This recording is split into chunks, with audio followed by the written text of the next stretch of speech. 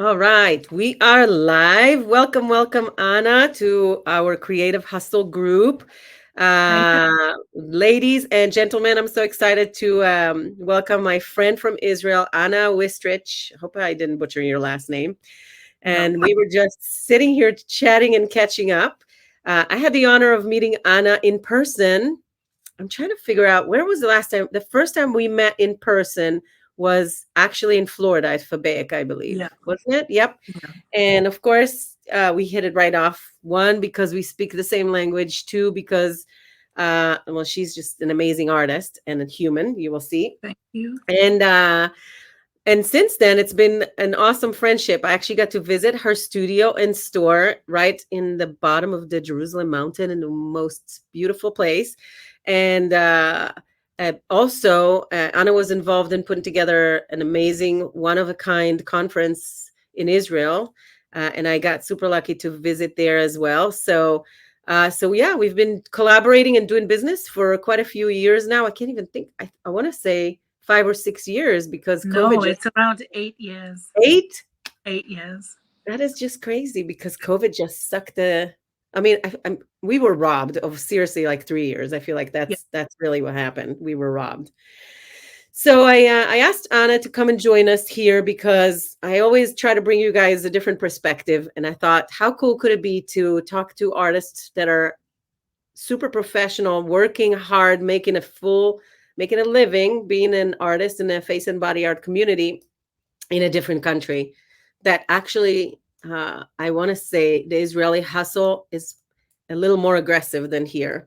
That's something I can say because I grew up there and I live now here, so I have a true perspective on both places. But Israel is, as a culture, a very negotiating kind of cultural community. There is a dog eat dog kind of mentality where someone's going to always try and beat your prices and win the seat. And as much as it is a tiny village, it's also very, very competitive. I think it's true to say that you can also see if you start searching for some hashtags of the Israeli face and body art, that because of the nature of the competition of the humans who live in Israel, the art level is excelling super fast.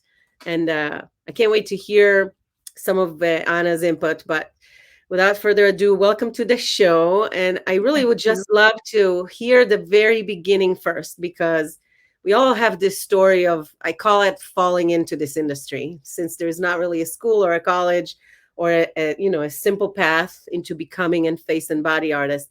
How did you land into our colorful world, and when did that happen? Well, I think it was around 9.5 years ago, and it was completely by accident. My sister gave birth, and on the way to visit her at the hospital, I noticed a store that was selling solid face paints. First time I ever noticed them or saw something like that.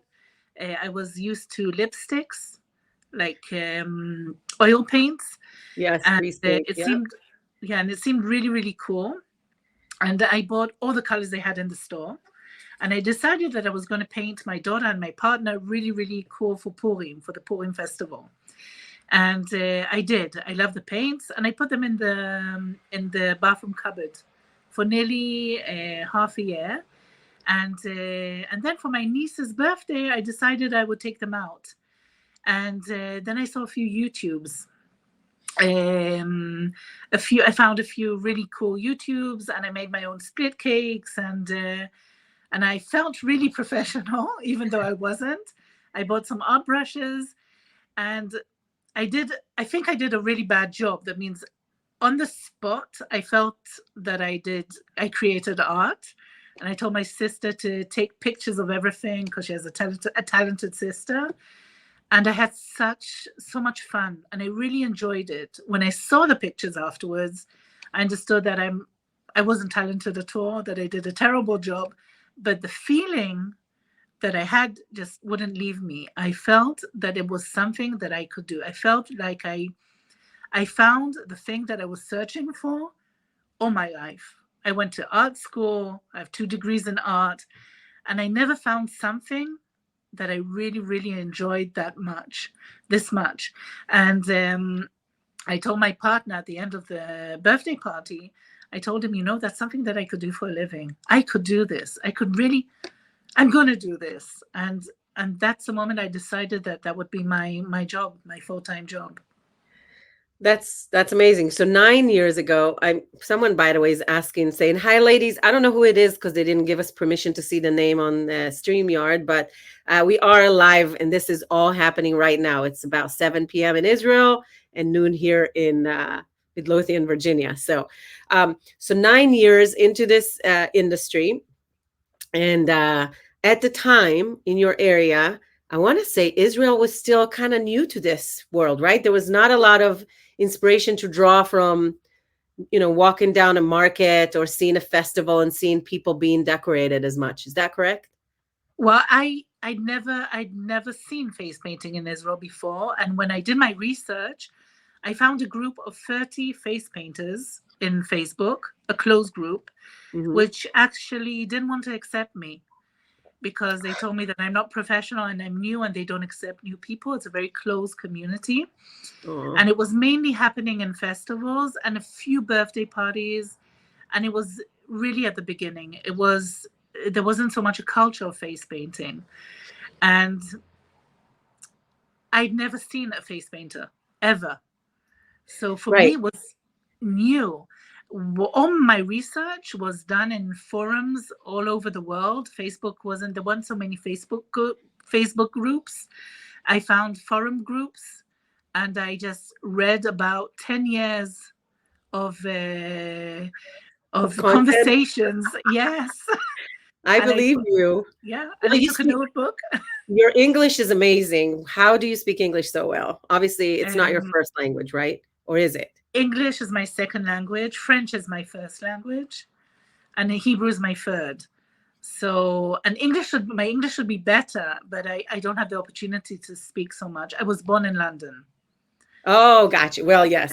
Yeah. I've watched you teaching English, and it's always so great. I always laugh and say that if I have to switch my brain to Hebrew, it takes me a few days to kind of get it back into my English mind, but it does eventually switch.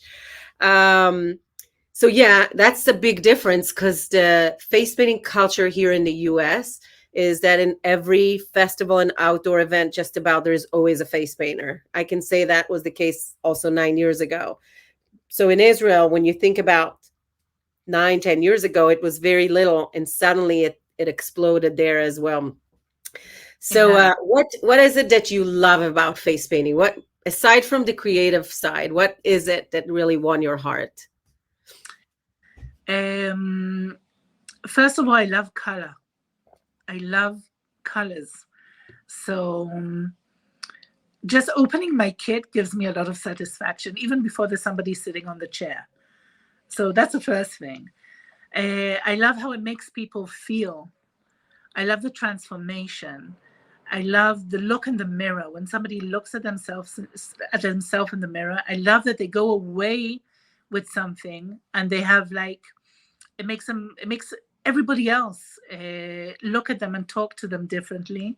It's like an experience which doesn't end with the face painting. It continues with them until they wash it off. Right. And Yes. I also love that it's only for a short time. That means Right. it's a bit like a mandala. So I see something really spiritual about it. And the art of letting go, right? Yeah, As an artist, you gift someone with this beautiful creation and then you yeah, watch it go away. yeah. So, yes, I can totally relate. I just want to show you, someone says that is an amazing story. Thank you so much for sharing it here. Thanks for watching. Um, is there anything you hate about face painting? And if you do, what is it? I think the only thing that I don't like so much is the impatience sometimes in the crowd when there's a lot of people and everybody's waiting in line. So here it can be really hectic and people can fight with each other, literally, physically. And Oh, to see children in the middle of this, so that's something that I don't like so much. right. I want to say line management. We talk a lot about line management and what you do to manage your line would be a whole lot more complicated in Israel because the culture of standing in line is very different. Uh, There's no personal space. People would None, literally be on top of each other. I would guess that you don't get any personal space, right? Do you none. like rope yourself off? Do you set up a table or anything to claim a distance? I try and put my table against the wall, but usually it's very difficult to get personal space, and people crouch on you. That means at a certain time during the event, there's no air. There's Yes. absolutely no air, so it I is difficult. In some events, very few, we manage to get a line manager, and I have been roped once in an event where people actually the police was called because there was so much fighting. ugh. Not all events are like that, but some are. Right, right. Yes. So I want to explain this is a cultural thing. It's not necessarily just, you know, freaks in a festival. It starts when you land at the airport and you see how people cannot respect space, personal space in um, when you wait for your suitcase. It's just part of the culture. It's still a very Israel is very much a village. Like people will care for each other and help each other and raise each other's kids, but there is this also very me type kind of. It's just very different. Here, Yep. people apologize if they cross your air just too close. No one would hunch over you. I could totally see the Israeli group just kind of leaning over, and you have to like probably sit your hands to the side and say, "Guys, two step backs before I'm Yep. dying, suffocating here." But that's interesting. How did this industry impact your life? Like since you decided to kind of submerge yourself in this beautiful industry, what have happened? Tell us some good stories. Okay, so I had this question once. I think Marcela Murad posted a question like that. How has face painting affected your life? And my answer, and that was about 6-7 years ago, my answer was it opened the world to me and me to the world. It's completely changed my life. There's a life before face painting and the life after face painting. First of all, it's filled my life with a lot of love. I receive so much from the people that I paint, from my colleagues. I feel that I have a gift. I'm blessed, and I'm able to give something every single day, and I get so much back, and it's like a blessing that I can get up every morning and do something which does so much good to the world, and I feel that I get everything back, much more. I have so many friends all over the world. I feel that if I take a bag, like a little suitcase, I can travel anywhere in the world and I'll have a friend to stay with, That is which is, true. yeah, which is Tribe. incredible. It's definitely like I feel like I found my tribe in a weird way. We all get excited over, when you talked about getting excited when you open your kit, I think we all just sat there and nodded our head like, yes, we all get excited. We're also excited when we have a new pen. it's just it's just the same. We share a very common love to the same things. And then I think this positive energy really feeds off. And it is a village. You can probably fly to Europe and go couch surfing everywhere, Yeah, right? Find a real home, a real home. And I hope I you come to see me too sorry. sometime soon. I hope so too. I also Um, feel that I can take my paints anywhere, and it opens a conversation. It opens a connection. It gives you the means to connect with people anywhere, any culture, any country. So that's also something that's incredible. so have you traveled? You told me that you've been traveling to see other countries with this, obviously with this talent and skill. Where have you been? I've been to Africa, to Equatorial Guinea, the USA, Holland, Italy. Um, I'll be teaching soon in Tenerife. And where? So in Where's Tenerife, Tenerife? Tenerife is the Canary Islands. Oh my gosh, that Yeah, will be in beautiful heaven. yeah.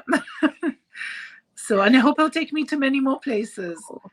Oh, I just want to show you. Someone wrote, "Yes, I feel this conversation so deep in my heart. Tell us who you are. I can't see your name. Please write your name here." That's awesome. Um, I know it's incredible. And if you think of like if this didn't happen to you and you didn't stumble across this industry, you would still be an artist practicing in Israel, but probably in a very different direction, right? I wasn't an artist. I worked for 13 years in an organization for autistic people, and Hmm. I was the manager of an art center for autistic people. Wow. So you have experience with people with special needs, which is Yeah. definitely an advantage, right? Yeah, I think so. I think Yeah, so. yeah, yeah, for sure. Um, that's amazing. And so today, if you had to describe your biggest mainstream income, where is the majority of your income come from? Is it birthday parties, festivals? Is it like where do you find your biggest stream of income? Because this is a business group. We would like to know. Okay. So I have several streams of income. I have the face painting shop, my Hmm. store where I sell products. I have teaching. I teach face painting. I think that's one of the biggest incomes, the face painting Hmm. courses The that workshops that you yeah, the hold. workshops, yeah. And those are Um, normally, are they 1 day, 2 day? What's the well, format? in Israel, it's very difficult to bring people for more than 1 day Hmm. because usually people won't come for a second day. It'll be really, really difficult to get them to commit for more than 1 day. So it's usually a full day workshop from 9:30 in the morning to 6 o'clock in the evening. Oh wow. That's Really a busy long day. day. Yeah, with one little break. So it's Yeah. a really long day. And the Purim season. The Purim season is a very intense 10 days where I used to, before I had the store and before I taught, I could make half a year salary in these. Wow. That's Yeah. incredible. So Yeah. do you have help at the store during this busy season or do you shut down to be able to serve the community? Well, usually I do everything. I do have help. I have my 15-year-old daughter who helps me and her friends and my little Awesome. nephew who's 13. Oh, I love And that. I have a colleague now who started to help me at the store as well. So now I have help. In the first few years, I had no help at all, only my daughter. Well, that's I used to amazing. work a Great. lot of hours. Yes, we're all workaholics. It's part of, that's when you work for yourself, you work a lot harder and You for a do. lot less in many cases, Yeah. But it and doesn't so feel like work. some of it, yes, until you have to do accounting or something really bad, right? Yeah, Till it's really I agree. terrible. Um, so what's your favorite? Like, is there a place that where do you thrive the most? Your favorite gig, your favorite type of event work? I actually I love children, but I love adult gigs Oh, because yes. I feel that it's very easy to make children happy, but to take somebody, an adult who, I think there's a certain age where you maybe don't get enough love. As a Right. child, you get a lot of love, and suddenly somebody's touching you and you have like it's a bit like a meditative session, and you always have a little bit more time when it's adults. At least for me, the parties that I'm invited to and the events, usually I have even 10 minutes per person, which is a lot of time. And there's something about the intimacy and also the feeling that they have afterwards. It's incredible. It's like a transformation. Right. And you You can lift see them. people, yeah, usually they come back after a few hours to hug me and tell me that they've changed their life. Oh, I love that. So Is that weddings? Where is it mostly or private uh, parties? festivals, Hmm. weddings, corporate events. Nice. Yeah, sometimes it's really serious people. Then they have this really serious day job, and That's the uh, best. and suddenly, Suddenly they're a yeah, kitty. yeah, yeah. Yes, that is awesome. That's probably one of my favorite too. I love doing like mitzvahs or evening parties with adults. I don't mind just showing up and just slinging glitter all day. Like glitter bar is a ton of fun because again, Mm, it's not as much for me about the creation necessarily. It's about the feeling. It's about seeing people being lifted and coming up shy or insecure and kind of suddenly beaming out. That's probably the most empowering feeling for me as an artist, when I share it. So I can completely relate. And so we all kind of surf the web all the time. I'm really curious to see, where does inspiration come to you? Where do you find good source of inspiration for your art? Well, I think it's different now than what it was at the beginning. I think Of for the course. first few years, the inspiration came only from other artists and work that I would see online. So I would see really nice designs. I would keep everything on my phone, and I would use that as inspiration. I think during the last years, as I become more secure in my art, I find inspiration everywhere. It can be the clothes that somebody's wearing. It can be their personality. It can be nature. It can be a rug. It can be anything. So inspiration, I've just found that inspiration is just everywhere. And I do get a lot of inspiration from other artists, but I found that for me today, the moment that I have already the technique and I find that my hand, that my Oh, did I lose you? I lost you for a split yeah, second. I'm Are you so still sorry. there? No worries. Yeah. So I find that before I really needed to see how somebody else works to get inspired. And today I find that inspiration is absolutely everywhere. Right. So at the beginning, it was more like understanding the process, learning the combinations that work. And then once Hmm. you have it down, so you match the art to the outfit sometimes? Like if someone's A super lot, colorful, that's fun. a lot. So creating on the fly, really, Hmm. Yeah. not following a traditional recipe of like, I used to. I mm-hmm, used to. I used to work with a catalog all the time because I have very bad visual memory. So I needed a catalog. I needed everything to be painted. I needed to know exactly where every line goes. But in time, the memory sort of has become muscle memory. So I find that I don't need it so much. I don't. I rarely use a catalog, and I feel free today right. to. So no menu, you say, when you refer to a catalog, not necessarily a displayed menu. So a kid would say, I want to be a unicorn. Whoops, I think we got lost again. I'm here. One moment. I'm so sorry, Tal. No I'm worries. with you. I'm with you. So if a kid sit down at a chair and say, I want to paint a unicorn, whatever they'll say, you'll paint just about, right? Um, Nearly, yeah, mostly. So a lot of people here use a menu in order to, in basically the tool to process things faster. Is that not the case for you anymore? You would go to a festival without displaying any pictures? How do you let the It kids choose? depends. It really depends on the event. If I Hmm. have an event where I need to do speed painting, a minute per person, I will decide in advance the designs that I'm going to paint.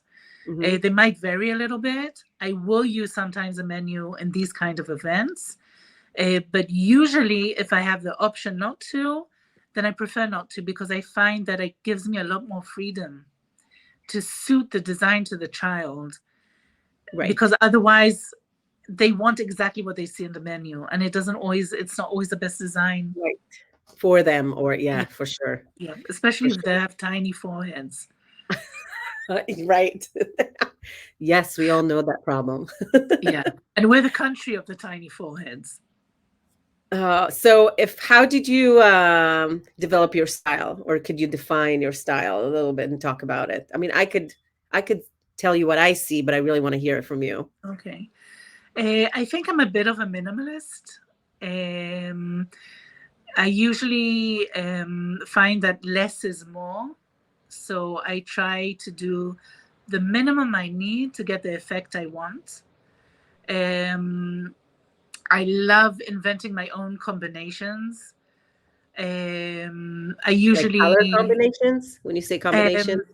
I don't use so much the big split cakes. I usually load my sponge with separate colors, Hmm. individual colors. I like every time to have something different. Um, I usually, even though I have a store, I make my own split cakes nearly all the time as well. So I like to create new combinations as well. But style wise, It surprises me that you say minimalism because I feel like when I look at your artwork, and I hope that our viewers are going to look if they haven't already. I posted a link to your page so they could see. thank you. But I feel like it's first of all, it's incredible, but it's not for the professional eyes. It doesn't look simple. It looks on a level of difficulty. You know, those butterflies, I'm like, they're so intentional, and every line is placed with so much purpose, um, that maybe minimal because you don't feel like you have to add a lot of details, but it really looks hard to me and complex. Like, I think it's for the unnaked eye, for people that obviously have been in the industry for a long time. I can tell that you've painted so many butterflies and that they evolved so much, but they're also so magnificent in their complexity, and um, in the brushwork, that they are just incredible. I don't know that I would call them minimal. I would almost call them, uh, I don't know, disciplined. Like, they're just so complex in the way they look. You make them look simple. I mean, I Thank you. watched you Thank paint, you. but it's not a simple butterfly at all. I mean, and I think it's the one design that obviously everyone is challenged, but I mean, I think But you're I was famous for too. your, I was right? too. I find the butterfly, I always say in my workshops, it's the most difficult design to learn. And it took me at least a year and a half of hard graft to get to a butterfly that I was happy with. Right. Eh, Yes. Yeah, I it's a can tell. So that's what I mean. It's like very intentional and very expert like. Like, it seems so, and I mean, I could say the same thing about your tigers too. I mean, Anna's famous for her butter. I would say, from our point of view here in America, you're famous um for your butterflies, your split tiger faces that are amazing, and sometimes the morphing of two animals together, right? Like a little bit mm, of a tiger-esque muzzle and a little more of something that's abstracted is just mind-blowing to me. That's amazing. It doesn't look like little. That's, I guess, what I'm trying to say when you say to do it thank with a you. lot of the details. It seems complicated and hard, but watching you work and your brushwork is just so incredible. Um, it's always fascinating. If You. if you don't fall, we're gonna put Anna's all your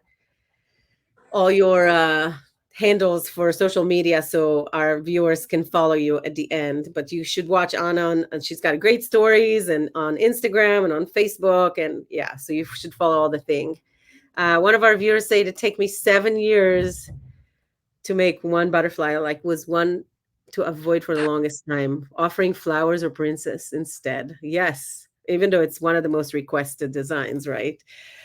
Where do you live? Tell us. I mean, I know, but you should tell our viewers, where do you live? Okay, so I'm from Israel in a little community village called Mesilat Zion, which is before you go up to Jerusalem. It's a really beautiful area. There's a lovely forest just next to my home. So I live here with Very my green. family. My mother and my sister live in the same street. Oh, So I did not know that. That's yeah, amazing. that Yeah. is. And I love living here. It's an incredible place. It doesn't seem, it looks rural, but it doesn't seem far away from anything. Like, right? It's very accessible, right? It's like You, it's super accessible. I have about 7, 8 major cities, less than half an hour away in every nice. direction. So And are that's those the cities you serve? Are those is yeah, that your yeah. main market? That's the area? I usually travel up to an hour and a half to a gig. Usually that's my limit, unless I'm paid a lot of money. That's saying a lot in Israel. An hour and a half is like seriously out of town, It is. right? It is. I mean, yes, tiny, tiny country, like smaller than Long Island, tiny. Um, What is the going rate in Israel for per hour for a face painter if someone wants to hire you? Do you charge Per hourly or per package? I charge minimum of a 2 hour package, Hmm. and I think, let's see, it would be 1,100 shekels plus tax. I'll do the quick Oh, there's tax. calculation. Yeah, which would be divided in four. It would be $321 an hour. Sorry, For 2 hours. $321 for 2 hours. And that's including tax. So how much do you get to Yeah. keep out of that? What's the tax? The tax is 17%. Ooh, yes. Yeah. So if you just divide the 1,100 by 4, right? Roughly 275. So you're at about $140 clean to your pocket after the gig when you pay the Yeah, but taxes. that's not including the regular taxes. That's without, I didn't take into account income tax, just VAT. Right. So in Yeah. Israel, there is something called a value added tax. So services are being taxed as well. In the US, they're not. There's Mm, no tax on service. There's tax on tangible goods, but not on just coming to dance for someone per se, or paint or whatever it is. And so we pay income tax, of course, at the end of the year, but on that item, like the job itself is not taxed. That's what I'm trying to explain the mm, difference. So it's about the same rate. Our range here is anywhere from 100 to 150 working direct. Sometimes when you work with an agent, you could charge more, and obviously it depends on your market. If you're mhm. in LA, you may be at 175 an hour, but everything there is a lot more expensive as well. So I would say it's about the same range. Yeah, And does it change for different events? Like, do you charge more it for does. corporate events? It does. First of all, in the Purim season, the rate is 1,500 Oh, plus tax. nice. Yeah, so it's higher for 2 hours, and usually corporate events about the same thing. So birthday So, parties are lower. so is it common in Israel for everyone to raise their prices during peak season? Yeah, yeah, I like it. We don't do it here that often. I always say that supply and demand is a thing, and if you're super busy, it's time to raise the prices up. we do. Um, But the regular price, I'm one of the more expensive face painters. mhm. The price per hour here can be really low. There are a lot of face painters which charge $50 an hour. Oh, that's a Yeah, shame. yeah. Well, So the but I price think it started from around. happens here as well, but it's hard to teach people to charge your worth, right? They're so Mm, eager to work that they don't care. They agree on whatever terms. And also um, the I'm drawing a blank. The the the whole culture is different. Someone would want to win a job just because they can and charge less. And then there's a net 30 term or net 20. Do people try to pay you 2 months later, right? That's also something common there. Yeah, we have a lot of corporate jobs or jobs for how do you call it, municipal. Municipalities, yeah. Yeah, so usually you get paid even 2 or 3 months after the gig. Do they put any deposit in at all or no? Nothing. No. Oh, so No. it's just in a faith, you're basically taking a promise saying we're going to pay you, but it's going to take 3 months. Yeah, Do but you what I've engage in a learned, contract? yeah, I always do a contract. Always, I always have Mhm. contracts. And what I've been doing lately is just not agreeing to it anymore. That means if somebody wants me, they pay. I have a They'll check at put the end you of right the now. event. So I rarely have events like that anymore. I do sometimes, especially if I work through friends or colleagues, Mhm. but rarely do I accept to do such events. I prefer to get paid at the end of an Yeah, event. yeah. Better for me. Especially if they book you far out, like Purim season is known. Everyone know it's a holiday. They can plan to cut invoice before to make it, Yep. on time with the check on the day of. But it takes experience to know and ample of work to know that you can pick and choose and say, I will not come unless I get paid the day of the event, right? Yeah. It's a privilege of experience, I believe. Um, can you make a living? I know you have a combination because you're a teacher and you also have a store, but if you're just a face painter, do you feel like you could make a living being just painting and serving the community that way? That's how I started. I Okay. was just a face painter and I had to make a living. I was a single mom, and I just, when I started out, I just separated from my partner and I had no choice. I decided that that's what I was going to do. And I made it happen. Yes. So I So believe it's you can.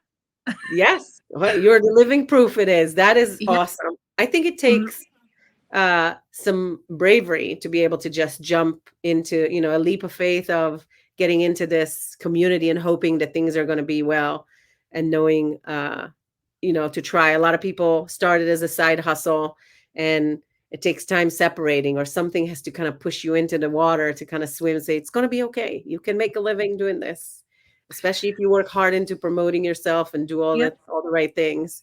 You have to do the Um, work. If you don't do the work, it won't happen. That means if you wait until the gigs come to you, you can't make a living out of it. I believe that you have to put the work into it. You have to right. find the work. And if Yeah. you're completely dedicated, this was my job. I told myself I have 12 hours a day. I'm going to treat it as a job. That means in those 12 hours, I'm going to practice. I'm going to do phone calls. I'm going to go out and even paint free for advertising. And I'm going to do everything I can every single day so that I can get income in. And I believe that if you do the work, you can make a living. That's awesome. I love what you said. That yes, you have to remind people you exist, right? Sometimes it means packing your stuff and going out there.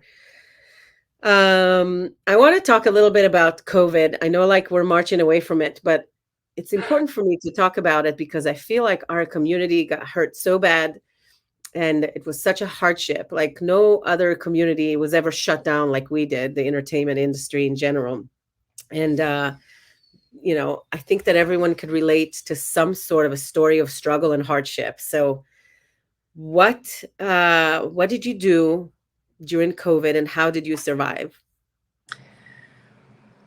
Wow, COVID was very difficult, very Mhm. difficult.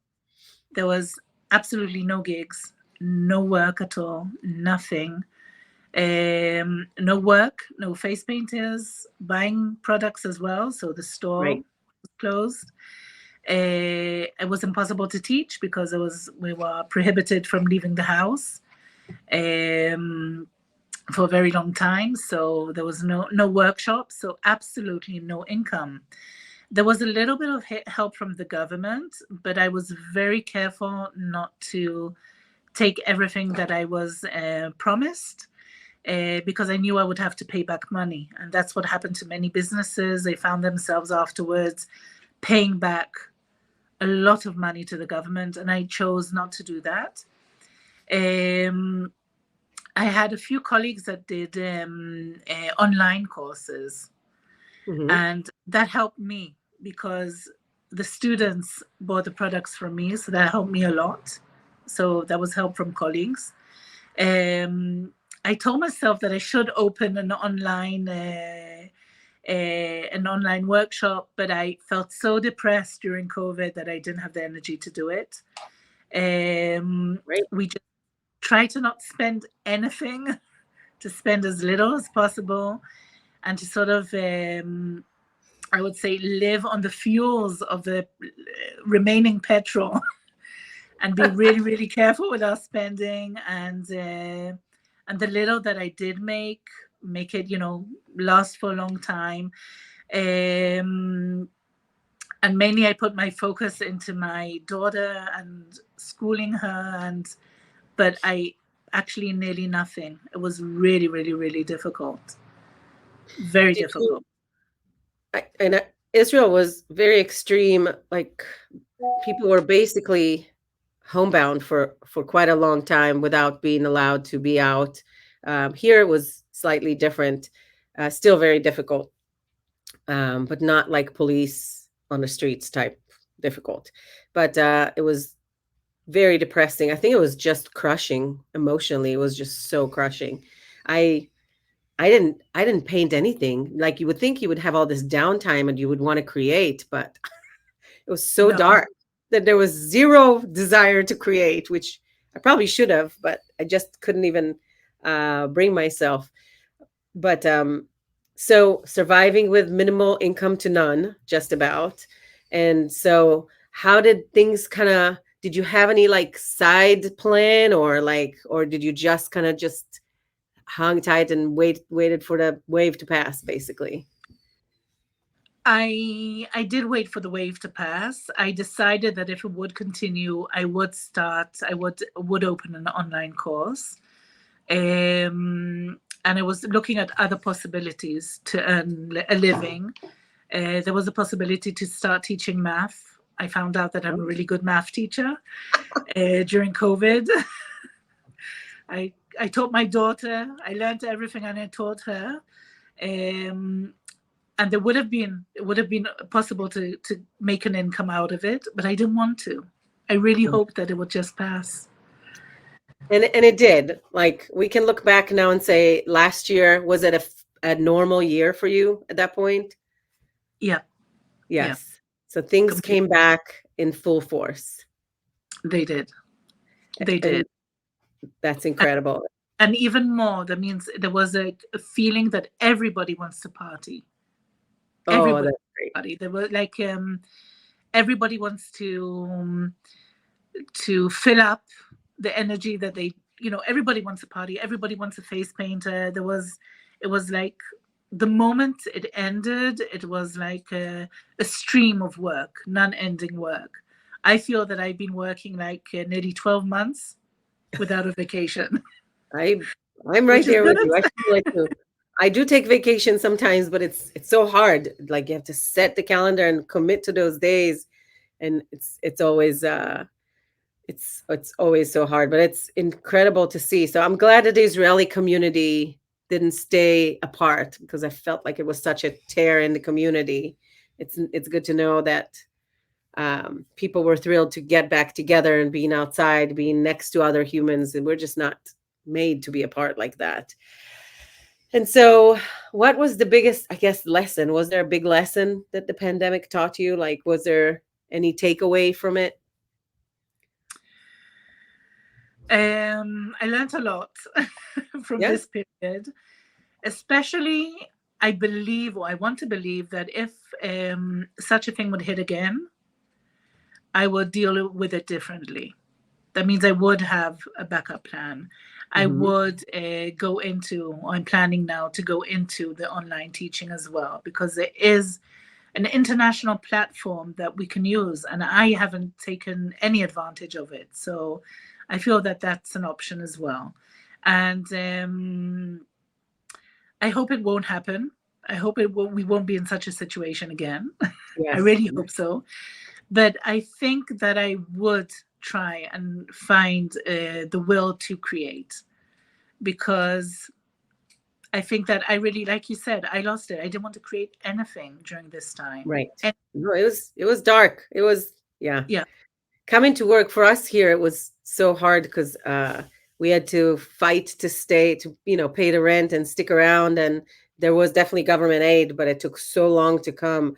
And my landlord's also a small business owner, so if I didn't pay his rent, I would hurt him. It was like a domino effect. um, but I we were lucky and blessed with an amazing team here, and also a great community that wanted us to stay in business and made a giant effort to come and shop with us, even though they didn't have to, just to keep us around.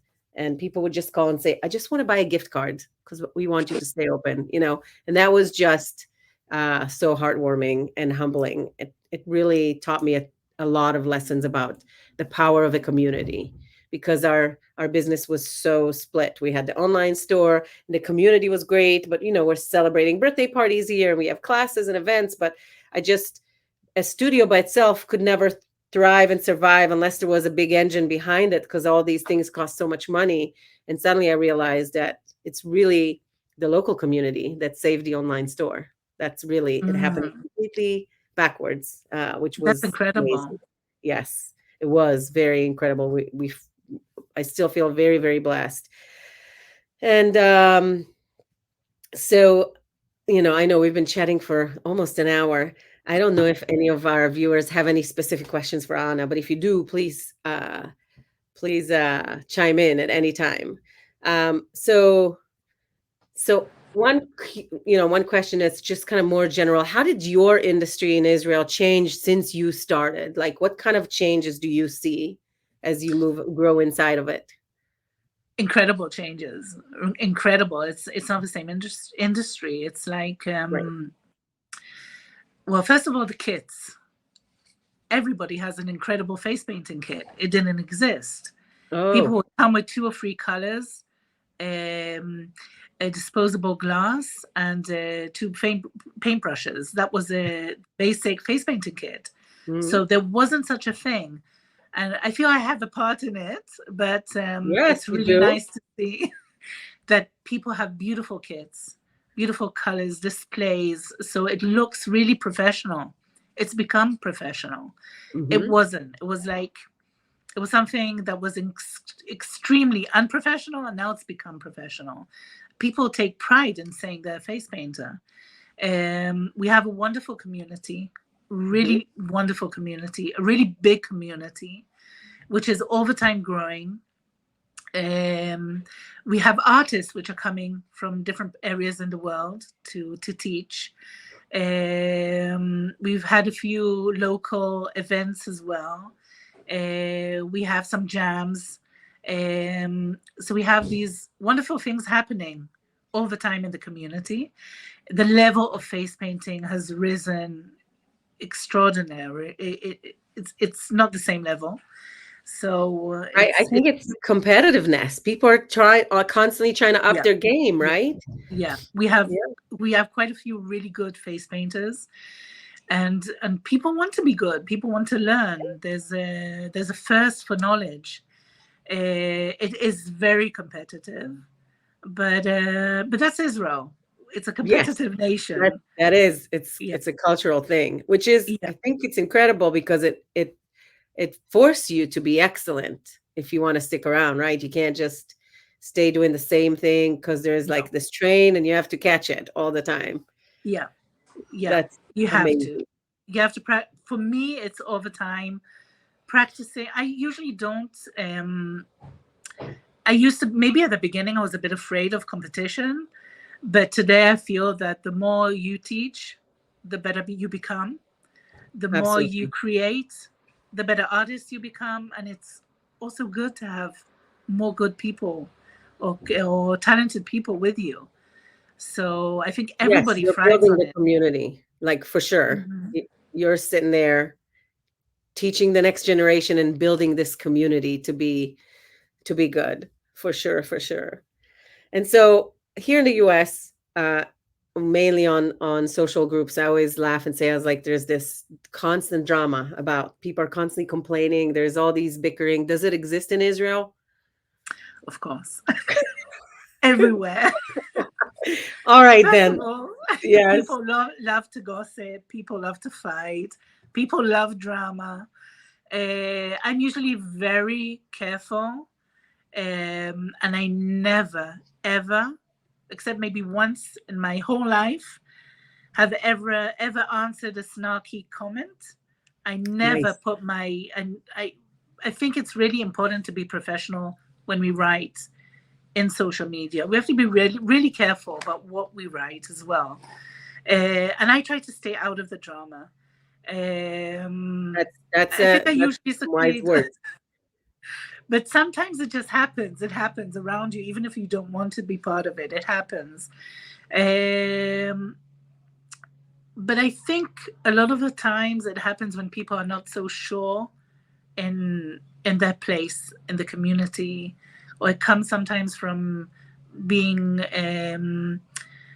not having enough self confidence. So I usually find that it's better to stay out of it and just to put your energy in people which have less drama in their lives and are more positive. That's usually what I try to do. That's I admire you for it. I know how hard it is sometimes, especially when it could literally happen to you when you're being under attack or your business is being under Mhm. attack, and to stay neutral has been it's hard. You know, we all have emotions. We're all humans. Yeah, I keep it off social media as well, and all political anything too. Like, nope, we're not talking anything political. The world is divided. Not today. But it's Uh, good to have international friends because that way you can always speak with a colleague in another country and they're out that's of your drama. That's a really good solution. That is so true. And we could still always so relate. So, is there Exactly. anything else I forgot to ask you that you feel like you want to share with the American viewers? Um, I think we're really blessed to have the best job in the world. I really think it's the best job in the world. And if anybody's interested in coming to Israel, they can always contact me and I would be more than happy to help. Um, be happy to answer any questions. Yeah, so I just added Anna to our group, so you can also directly at the Creative Hustle group, you can ask. And Anna is pretty fast on Facebook. Obviously, can easily communicate in English, as you can see and hear. But I encourage you to follow. What's your Instagram handle? If you tell us, I'll also type it. But I would love for you to just say, how do we follow you on social media? Okay, so on Instagram, I have two accounts. I have the one which is my face paint store. Usually, I will put more of the tutorials on that platform, which is anna.facepaint.shop. And my Instagram account, the regular one, is Anna Wistrich. Awesome. And she also has two, an English and a Hebrew Facebook pages. They're both the same Anna. Yeah. Just well, thank you so, so much for taking the time to share your experience. It's clearly fascinating. I love hearing your stories, and I can't wait to see you in person again, hopefully by the end of the year. I love that you could come here and share your experience because it's definitely somewhat different than ours here in the US. And I wish you nothing but great success and many, many more healthy and creative years of teaching and showing the next generation and also just thriving doing what you love. It's so awesome to see. Thank you So so, so much. And thank you for having me here. thank you. And I'll see you guys later. Bye for Bye. now. Bye bye. Bye.